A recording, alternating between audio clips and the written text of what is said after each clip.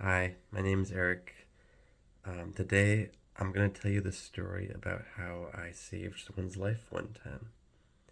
So, to give context to this story, I was working as a counselor at a summer camp. The summer camp was in the Adirondack Mountains, and it was on a lake property, kind of. And so, at this camp, I was a counselor, and I also doubled as a lifeguard as well. And so the campers would have swim times, and I would be lifeguarding and watching over the area they swimmed in. Um, and that was that. So I got all trained. I had to swim across the entire lake, um, there, back, and then halfway back, and there again. I had to tread water for 5 minutes without using my hands, and I had to learn a bunch of rescue techniques, and it was already really interesting. I learned first aid stuff as well. It was really involved, but I feel like I learned a lot from that, and it was some of the stuff was stuff I would use later um, during my actual lifeguarding. And so, to get back on track, um, one day I was overseeing the swim test that the campers have to do, and that test consists of doing 3 laps back and forth between the two ends of our dock, and then they also have to tread water for 5 minutes, but they can use their hands and stuff.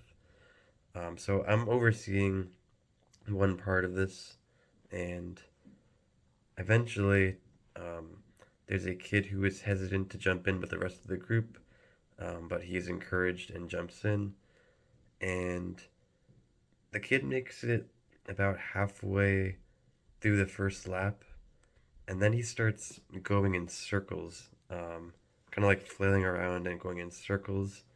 And from what I've learned in my lifeguarding classes, that's like a telltale sign that someone is struggling and may start drowning as they're not able to control their direction or movement in the water.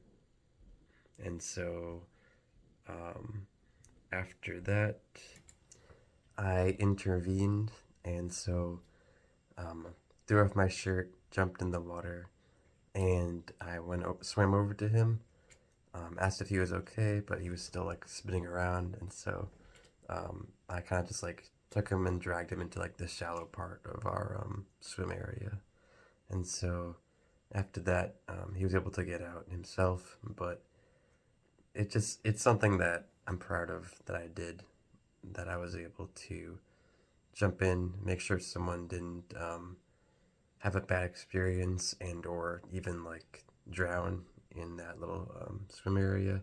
And so that's one of those moments that makes me proud that I did serve as a lifeguard. And I think it also um, makes me want to continue to do that sort of stuff in the future. Whenever I have the opportunity, try to save lives. Um, so that's my story for today. Um, yeah, that's it. I just feel like I wanted to share that. So again, thank you for listening, and have a good night.